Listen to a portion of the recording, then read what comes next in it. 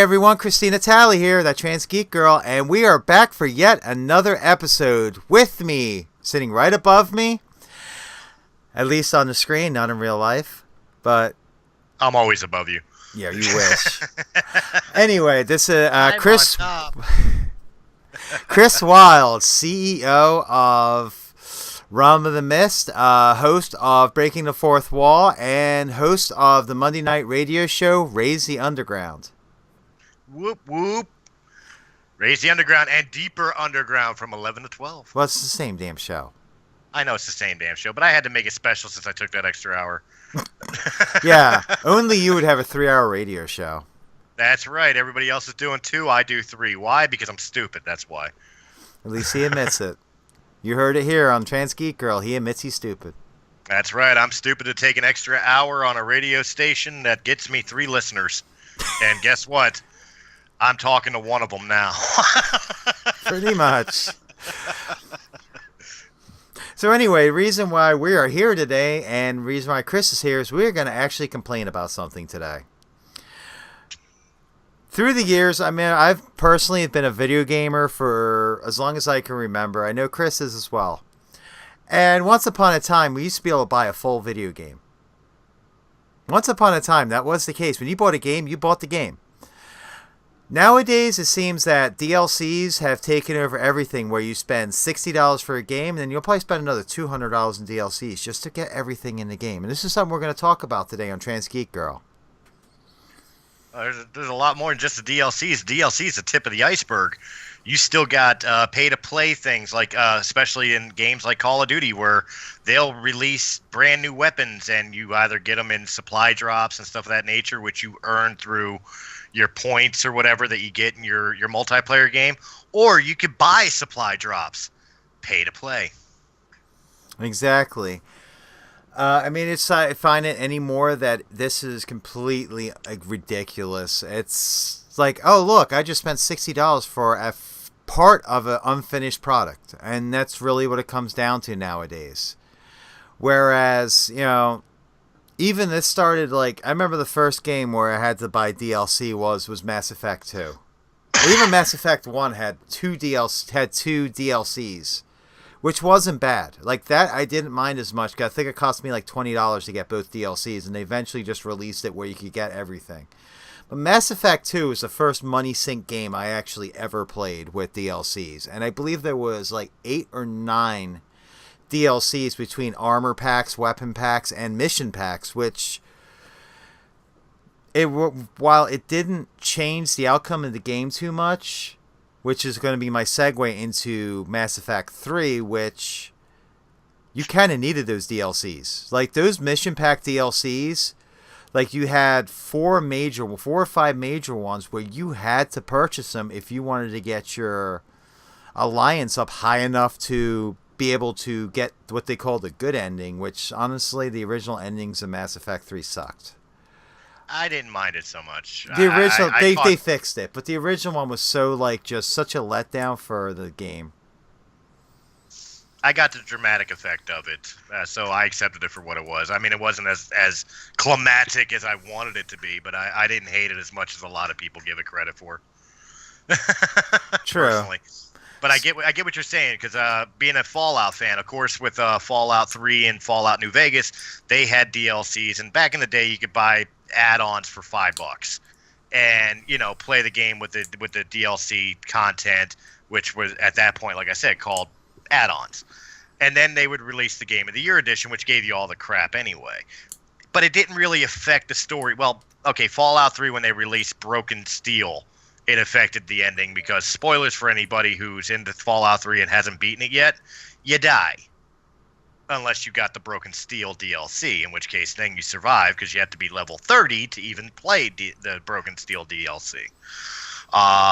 Because it raises the level cap. But it wasn't until Fallout 4 that it really, really pissed me off. Because of the fact that I had to buy a season pass. And not only did I have to spend an additional, at the time, $30, because they were having a deal on the season pass when it first came out. Not only did I pay an additional $30 on top of the $60 I already paid for the game, the DLCs came every 3 months. Mm-hmm. So I get one DLC every 3 months. And these ones actually tied into the story. They actually affected outcome of the game in some way, shape, or form. Now, I'm not talking about like the contraption bullcrap DLCs or the settlement DLCs. I'm The talking about automized one, whatever it was. Yeah, I know what yeah. you're talking about. I'm talking about Far Harbor. I'm talking Automatron. I'm talking Nuka World. Yeah. Those actually impacted your gameplay. And changed a lot of different outcomes that you could have done in that game, and it was retarded to me that they would do that. It's such a crap thing. Back in the day, I'm an old school gamer. I came into the world of gaming on the Atari 2600 and the Commodore 64. Yes, I'm that old.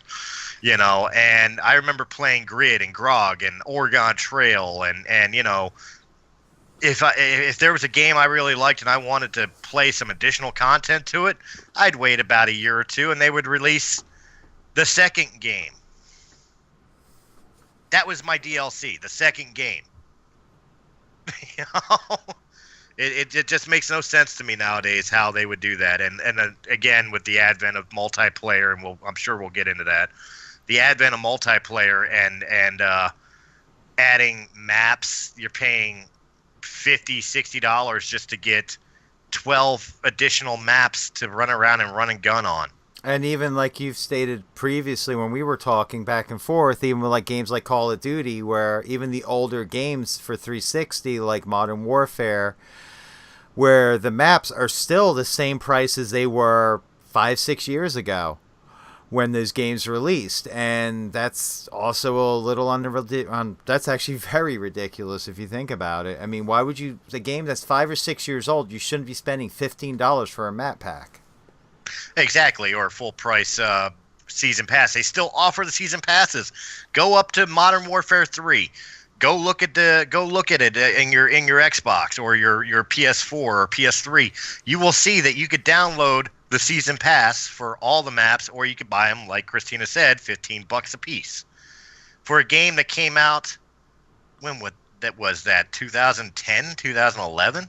Probably, yeah. Something like that. Yeah, I know I've had my copies of Modern Warfare 2 since at least 2012. So, and they were older when I got them then. So. Oh yeah, I mean, even the original Black Ops 1 still has a full $50 season pass to it. It's not right, and I mean, it was one thing when it was just like the first-person shooters that were doing that, and like certain games like The Elder Scrolls and Fallout, where they would give the add-on discs that you could buy for $5-10. But that was an expansion, like. Yeah, that was an expansion. That was kind of the advent of the DLC, if you think about it. There, the expansions, like even back in the day. Oh yeah, like I remember. I'm gonna go back to my gaming like roots of like MMOs, and I'm gonna go back to a now very unknown. Once upon a time was a huge MMO. Now it's barely even recognized, except for the people who played it and loved it. And that was Star Wars Galaxies. That game came out. It had all the ground combat intact and everything else, and then about a year later, if it was even that long later, they released Jump to Lightspeed. Jump to Lightspeed was a huge expansion for that game and it was like $20-$30, but people paid it, and actually I bought 2 copies because back then you could have 1 character per account. So I had 2 accounts running. So yes, I was spending $30 a month plus upgrading 2 accounts whenever an expansion came out. So I could actually have a crafter and a combat character. So, but either way, it's the same thing. World of Warcraft's guilty of it. Any of these big MMOs are still guilty of having to force people into who people already spent a monthly subscription fee, even. So we can get into World of Warcraft. We can get into that. Yeah. I've lost 3 years of my life to that game, and it's stupid. Like nowadays, you could buy World of Warcraft for $20, the base game. But then you got to buy all the DLCs. You get base game for free. Expansion. Yeah. If you sign up on World of Warcraft site, you can get the base game for free and you can subscribe. However, you still got to buy all the damn expansions, which And the Unless stupid thing is you can't just buy the newest expansion and it gives you all the other ones. No, you got to buy each one to do the next one. So if you buy the core game or you download the core game and you do the subscription, which by the way you don't have to, you could play the game for free up to level 20. Then you can't gain any more experience. You can't do anything more. You could play the game, but you gain nothing for it. So you have to subscribe, which is $14.99 a month. Then you got to go and you got to spend $20 at a pop to get what was the first expansion with the Blood Elves and the other ones. Either way, you got to get that one. Then you got to get Lich King. Then you got to get Catalyst. And you got to get the stupid one with the pandas. The one thing they have fixed since then is that when you do buy the newest expansion, if you don't have it, they usually will. It's like a pack and it involves all of them now. Because I believe I have up to Catalyst on World of Warcraft and I was playing. I just don't have the interest in playing the game. I mean, it's ridiculous. I mean, think about how much money you spend. It's like even looking back at Star Wars Galaxies, there was Jump to Lightspeed.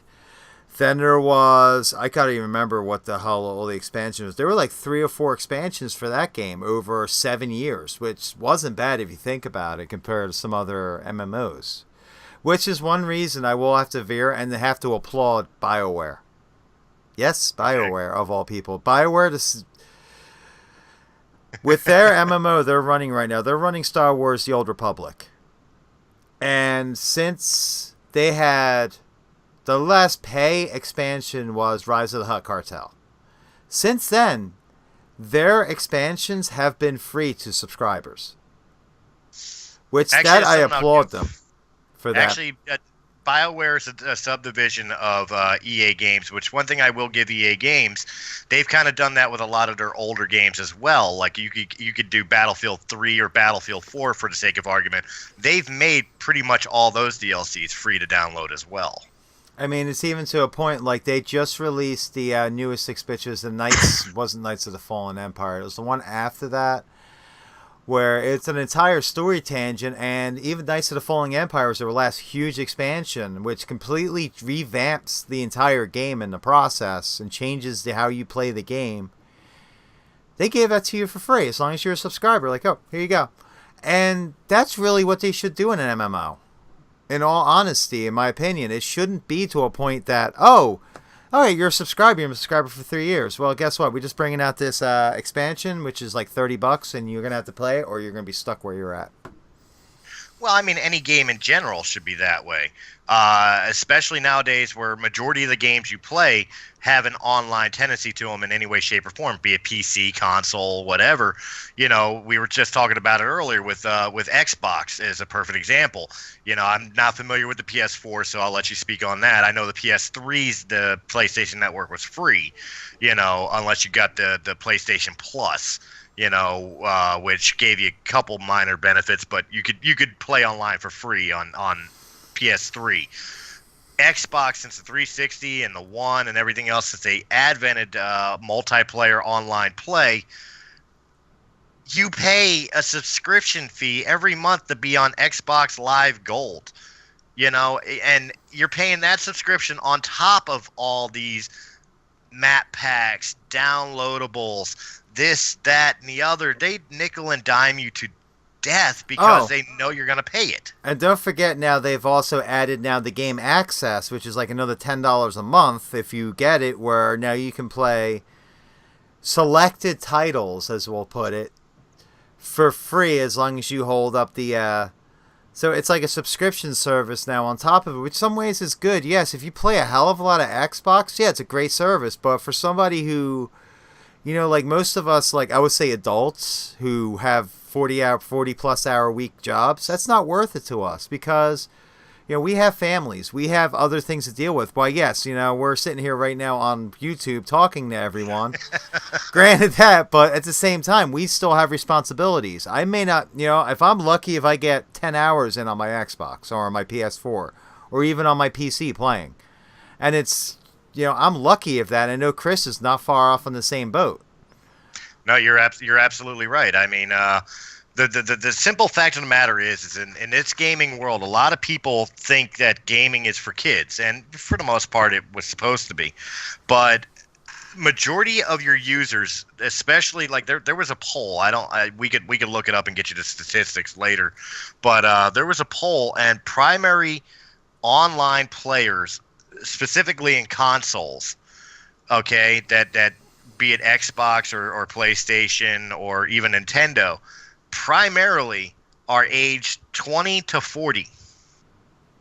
Primarily, these are the people you're taking the money out of. Well, and then if you're thinking about the kids, you're also thinking about the fact you're taking the money out of the parents. well, also remember this too. Yeah, when we were growing up, we grew up in the golden age of video games. When we grew up, we had the Atari, we had the Nintendo, or the Nintendo Entertainment System. I'm sorry, we just called it a Nintendo. We had the Neo Geo. We had the the Sears Entertainment System, which was a rebadged Atari. We had the ColecoVisions. We had early video games on DOS. Hell, I remember sitting there in front of my Packard Bell, loading up games on 3 floppy disks, which was like, oh, this has got like 4 floppy disks, playing Dune on PC, or playing Wolfenstein 3D, Doom.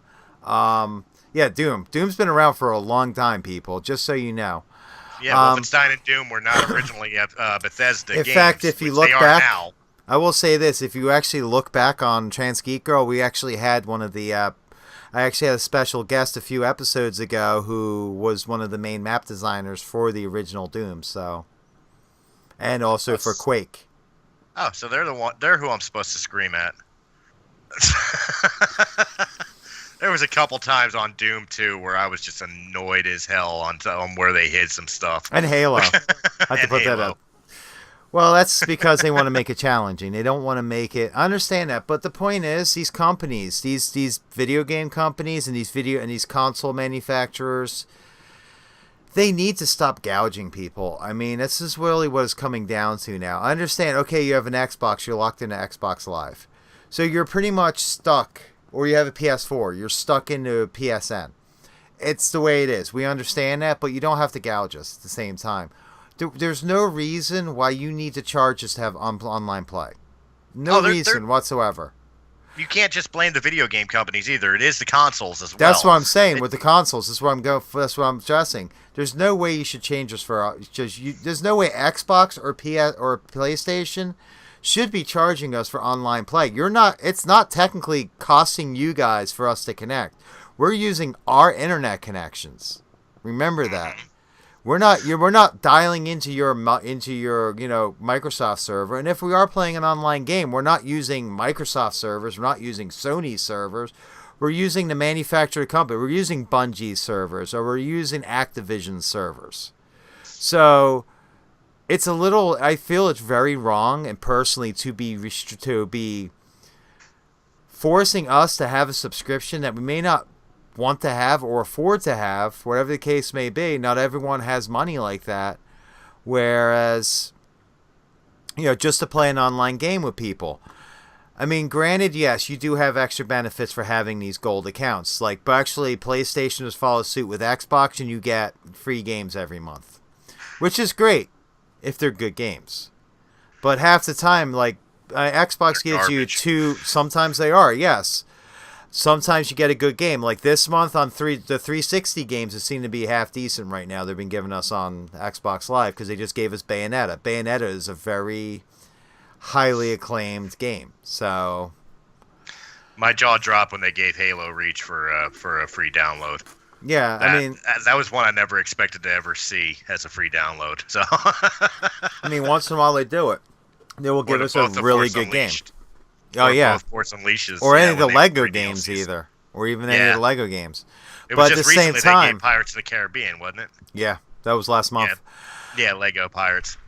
But at the same time, a lot of those games are. I mean, they may be fun.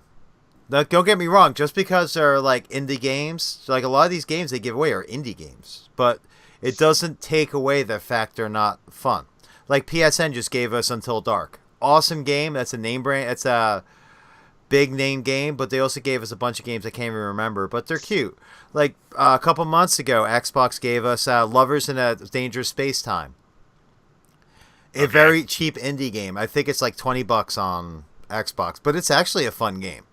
So they are out there, but at the same time, these games don't cost a lot. A lot of these games they give us are games that have been out for a while, or are indie games that have been out for a while and maybe not selling that well, or Bargain whatever bins. else. Yeah, exactly. So, I mean, it's like, great, I get 2 free games a month, or technically on Xbox you get 4 free games a month because you get 2 360, 2 1. It's not necessarily as good a deal as you think it is, unless you actually enjoy every game that comes out. Same thing with PSN. PSN, you get a couple games free every month. So it's usually one larger, more well-known game, and then a lot of the smaller indie games. So they both kind of do the same thing.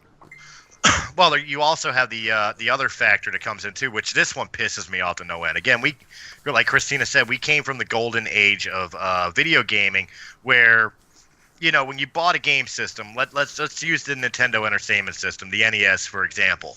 When you bought it, you could buy it in 2 ways. You could buy it either with the light gun or without the light gun. If you got 3 the light ways. gun, Remember, you also had the pad for track and field too. Later on, they gave the pad too for the triple game. But the fact is, whether you bought the gun or not, you always got in the package. You got your console, 2 controllers, your wires to connect it to the TV and plug it in, and a game. Now you don't get a game. You get 1 controller. You get your wires to connect it to the system. You got to pay for a subscription for 1 person. And then on top of it, and this is the one time I'll give credit to game designing companies like Activision with Call of Duty, 9 times out of 10, the other ones don't allow you to split screen. If you were over my house right now, we wanted to play Halo 5, you would have to bring your Xbox with your Xbox Live Gold account, connect to a different room TV for us to play the same game together. We couldn't sit on the same couch and play together. Just to correct you real quick, some consoles still do come in games, because both my Xbox Ones I purchased, actually. I bought the white Xbox One that did come with Quantum Break and with Alan Wake, and my Xbox One S I currently have now did come with Battlefield 1, so... Well, that's later on when they bundle packaged it. When it was first released, there was no games. But you still only get 1 controller now. Like back in the day, I seem to remember getting systems back in the day. You'd have at least 2 controllers in the box. Right, because they were designed to have you be able to play with a friend or family member. One thing Nintendo has always been famous for, even now. Well, not so much now with the Wii U and the Switch. There's 1 system or 1 controller, but. Look at even the Wii, but Nintendo's always prided themselves on being a family-friendly system. They promote wanting everybody to sit in the living room together to play, where the other systems have said, screw that. You want to play the same game together? Buy another system. Buy another copy of the game. Buy another account on our multiplayer server, so that way you can connect together. That's nickel and diming there, because you're paying $400 for your system. Another $60 for your controller, unless you get a system with a controller. You got to buy another $10 a month account, another TV to connect together just to sit in the same room and play a game together. Even look at the startup costs of buying a console nowadays. Like you said, when we first bought a console, usually it came with everything you needed out of the box. Mm-hmm. I mean, now you bring home an Xbox One. Okay, yeah, you have your HDMI cable, which is great. You have your power cable, and you have 1 controller. No games, no nothing, and updates. There's the other thing which drives me nuts nowadays. It seems like every goddamn time I turn on either one of these systems, something's updating. There's a game updating, or it's a system update, or it's this update, or it's that update. And the thing is, that wouldn't be such a big deal if it wasn't something like a 35 gig update that takes like an hour, 2 hours. In fact, we're in the middle of doing Press A Gaming right now. We're doing Battlefield runs on PC, console, and we're going to do a comparison. And we actually had to scrub one of our recording sessions because we loaded up the PS4s, and Brian Miller, his PS4 got stuck in a Battlefield update, and it was like 8 hours or 12 hours till it was finished updating. I mean, 8 hours. And that's the other thing. You buy a new game, you install it, you have to wait like a few hours for it to install. It's ridiculous.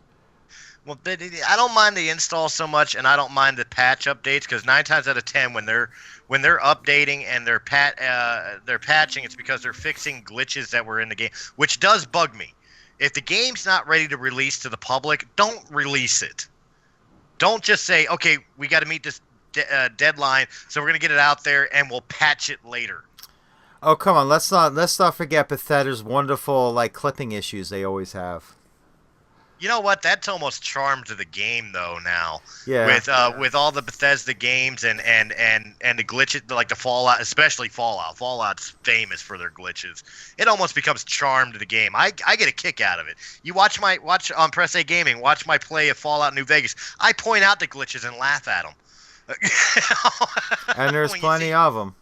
When you see a dead body twitching around and flopping around, or like when I play Fallout 4 and you blow somebody up with bloody mess and they're like, chunks of meat everywhere and this one chunk just keeps spinning around on end like a top. I mean, but that damn dog in Fallout 4 needs to get the hell out of the way some days. How many times have you gotten trapped because that dog decided not to move? Yeah, freaking dog meat. Freaking pain in the ass. So we gotta kick the motherfucker. But you gotta love dog meat. But yeah, I mean, the point is, let's get back on, topic here. Right. We all love Fallout. Like that's one thing I will say. We're huge Star Wars fans. We're huge Fallout fans. But there you go.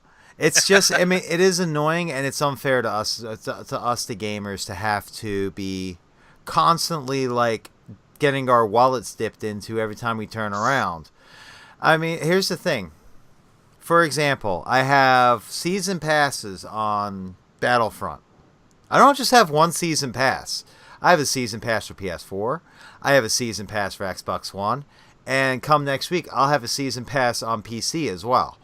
So there's 3 season passes. Fortunately, I'm picking them all up in sales for like $30 a piece. But there's $90 right there just went to EA. $90 right to EA. Plus the base purchase price of each game. And PC I've had since it was brand new. So yeah, I paid the full $60 for that game. I bought the other 2 used. I think I probably paid... Oh, no. I'm sorry. I bought my Xbox One. I didn't buy the season pass. I bought the Ultimate Edition because it was on sale for $20 at GameStop. That's right. So that was a score. But yeah, I mean, season passes are nice. But it's still extra money we shouldn't have to be paying. If you're going to bring out a season pass, I understand you guys need to make money. I understand companies out there need to make money. That's why you're in business, is to make money. But at the same time, you're doing it the wrong way. Instead of just bringing out a small DLC and charging us $10 for it, why don't you just build up a nice big... I'd rather have an expansion, like a big expansion that like just totally enhances the game. It makes the game new to me again. Then have like a small DLC where I get to run 4 more missions and end up with a couple extra pieces of like things I wouldn't have normally.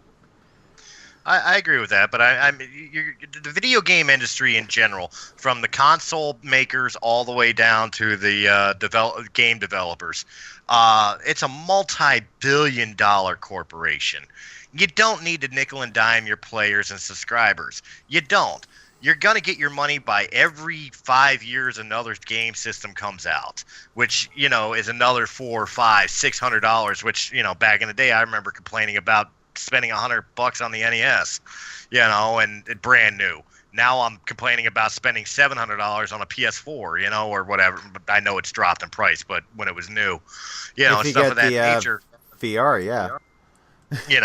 I'm saying when it first came out, when it first released, just like back in the day, like when I worked for GameStop, I was assistant manager, and that was during the time that the Wii and the PS3 released.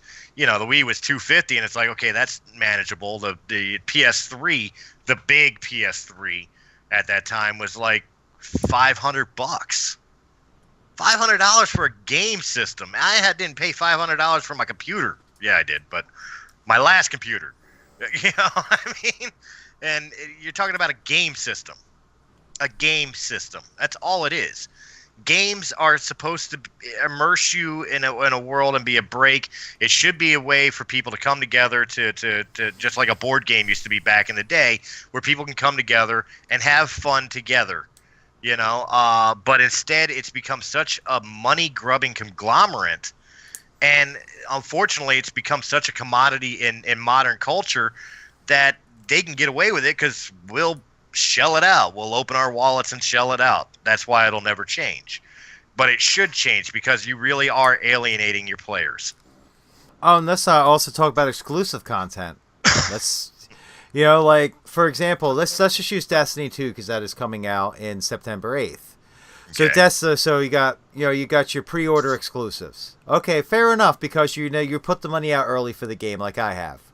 But then, if you buy the game from GameStop, you get exclusive from GameStop. But if you buy the game from Best Buy, you might get exclusive from Best Buy. And this is a lot of games. This is not just Destiny. I'm just using Destiny as an example. No, I know. But like Pokemon Go was another. I'm not Pokemon Go. Pokemon Sun and Moon was one which was really well known for this. There's a lot of games out there where you buy it from a different place, you get different like stuff. So there's people out there, and there are people out there doing this where they might buy 3 or 4 copies of the game just to get those damn codes, so they can have everything in game. I mean, that's ridiculous. I mean, how are you gonna make? Like I said, pre-order stuff, I'm all for it. But then you have store exclusives. I mean, on top of that, the thing you don't realize is there's a lot of store exclusives out there that people don't have access to. Well, yeah, GameStop is pretty much a nationwide chain. But there are areas where GameStops are hard to get to. Where people have to rely on ordering off of Amazon, things like that. My closest GameStop where I live in the country. My closest GameStop is literally about 15 minutes down the road. Which doesn't sound that bad, but it's literally a country road where there's nothing but houses and farms. And then all of a sudden I pop into the small city down there, and right next to the Walmart there's a GameStop. So same thing if I head up north. It's about 20 minutes up north of me to hit a GameStop. So it's the point of, not everyone has easy access. And if I didn't drive, I wouldn't be able to get to the GameStop. So, not everyone drives for whatever reason, whether it be financial or medical reasons.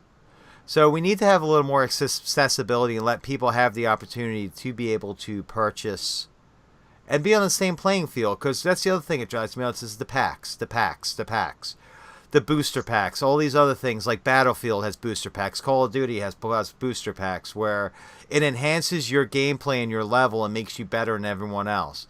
Right now you're playing the money war. No, This is unacceptable because you know why? Because now you're people who may not have a whole ton of money. You never know. A person who just bought the new Call of Duty. What's the new one? World War II coming out? Yeah, World War II comes out in November. Say, okay, there's 2 people in line. We're at GameStop picking up their copy.